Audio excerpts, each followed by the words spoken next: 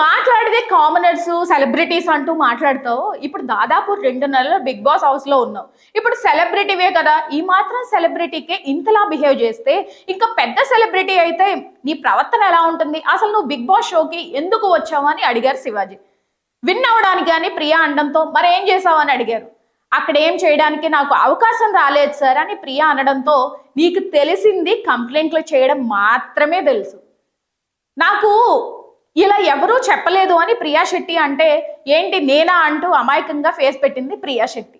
అగ్ని పరీక్షలో కనిపించిన కాన్ఫిడెన్స్ ఇక్కడికి వచ్చేసరికి ఓవర్ కాన్ఫిడెన్స్ గా మారింది అని శివాజీ అనేసరికి తొక్కేస్తున్నారేమో అనే ఫీలింగ్ వచ్చింది అంటూ మళ్ళీ కంప్లైంట్ స్టార్ట్ చేసింది ప్రియా. దాంతో శివాజీ నువ్వు తొక్కేసావు అమ్మా, నీ వాయిస్ తోటి జిప్ వేసుకోవాలన్నావు కదా, ఆడియన్స్ ఫీలింగ్ కూడా నీ నోటికి జిప్ వేస్తే బాగుంటుంది అన్నట్టుగా లిటరలీ బయట అయితే నీ గురించి అదే ఫీల్ అయ్యారు. శ్రీజ గురించి కావచ్చు, నీ గురించి కావచ్చు అని పంచ్ డైలాగులు వేస్తూ శివాజీ ప్రియాకి ఒక రేంజ్ లో ఇచ్చి పడేశారు.